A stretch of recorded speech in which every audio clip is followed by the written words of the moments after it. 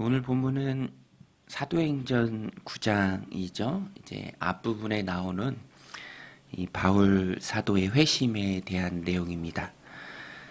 그런데 내용을 보면 참 하나님께서 바울을 준비하셨구나.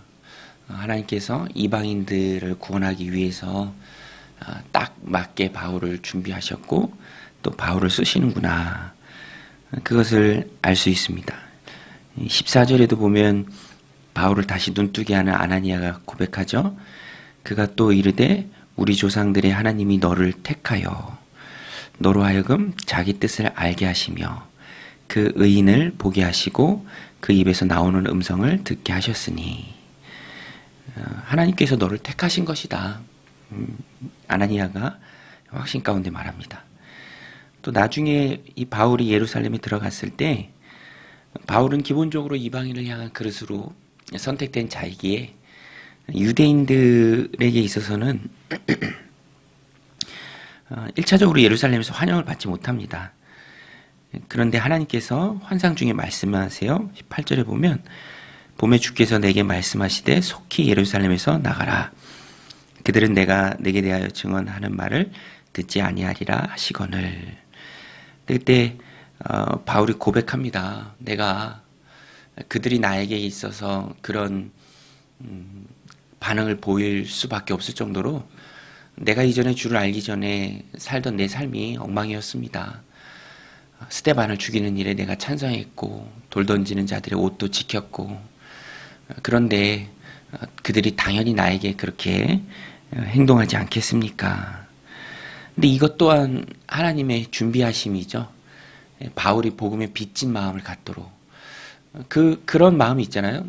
전에 너무 엉망으로 살았으면 깨닫고 난 다음에는 이제는 내가 이전의 삶을 속죄하는 의미로 이렇게 살아야겠다. 그래서 바울은 복음 전함에 열심히 있었지만 그것으로 스스로 대견하다고 생각한 적이 한 번도 없습니다. 이것은 내가 이전에 내 삶을 복음의 반대자의 삶을 살던 내 삶을 봤을 때 이것은 내가 당연히 해야 할 것이다. 부득불해야 할 것이다. 그렇지 않으면 화가 있을 것이다. 바울이 놀랍게 또 힘있게 하나님의 일꾼으로 쓰임받는 그 이면에는 좀 오묘하신 하나님의 섭리가 있었다라는 것입니다. 그래서 오늘 본문의 내용을 쭉 보면 하나님의 바울을 준비하셨다. 그런 바울의 고백, 또 상황적으로도 딱 맞는 그 증거의 모습을 볼 수 있습니다.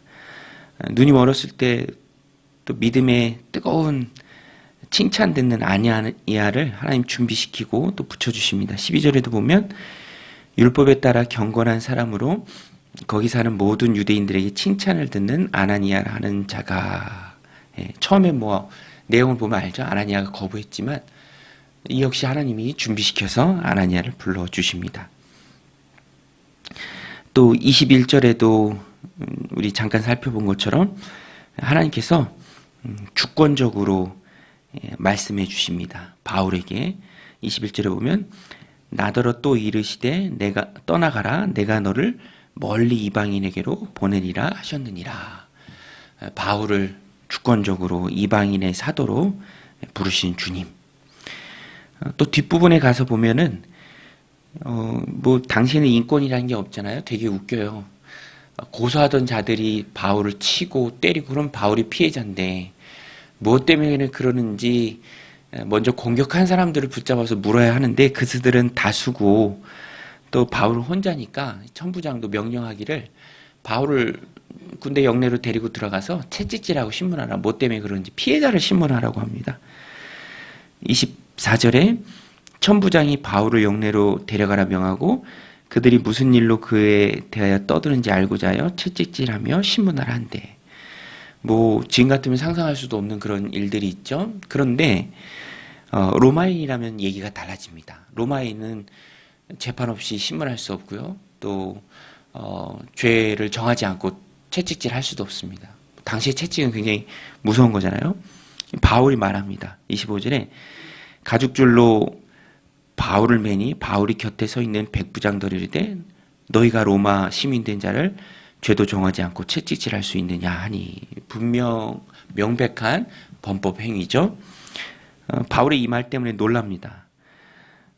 천부장이 와서 27절에 바울에게 말하되 내가 로마 시민이냐 내게 말하라 이르되 그러하다. 천부장이 대답하되 나는 돈을 많이 들여 이 시민권 얻었노라. 바울이 이르되 나는 나면서부터라 하니.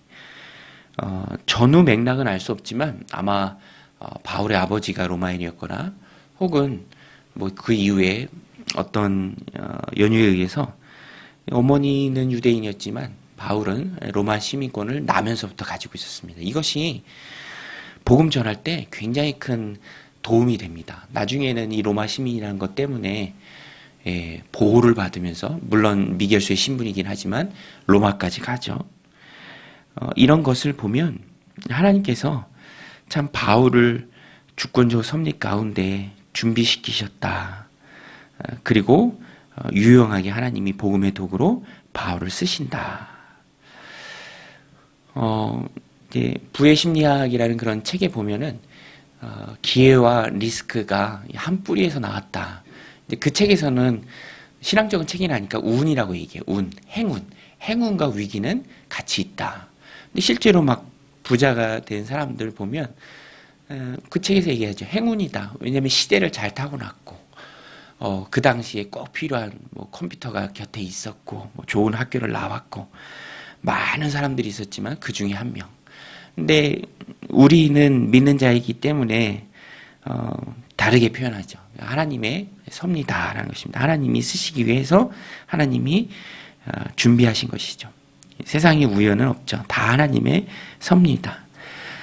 그렇게 우리가 고백합니다.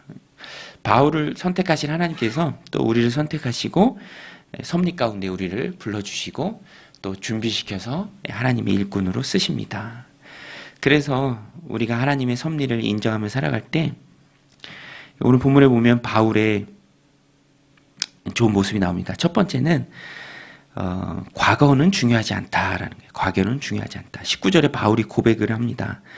내가 말하기를 주님 내가 주를 믿는 사람들을 가두고 또 각 회당에서 때리고 또 주의 증인 스데반이 피를 흘릴 때 내가 곁에 서서 찬성하고 그 죽이는 사람들의 옷을 지킨 줄 그들도 아나이다. 바울의 고백인데요. 바울의 이전 삶의 모습이죠. 사실입니다. 그러나 그것이 믿게 된 이후에는 그것은 더 이상 중요하지 않다라는 것입니다. 하나님은 악을 선으로 바꾸시는 분이고요. 선을 더 선하게 바꾸시는 분입니다. 그래서 과거는 중요하지 않다. 죄 씻음 받고 용서받은 이후에는 오히려 과거의 그런 일들을 통해서도 더 놀랍게 쓰임 받는 그 마음을 하나님이 주신다라는 것입니다.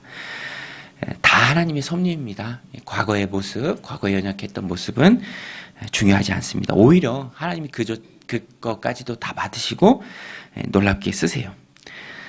두 번째는 결과도 중요하지 않다라는 거예요. 22절에 보면 바울이 이렇게 쭉 자기의 회심의 이야기까지도 전하지만 반응은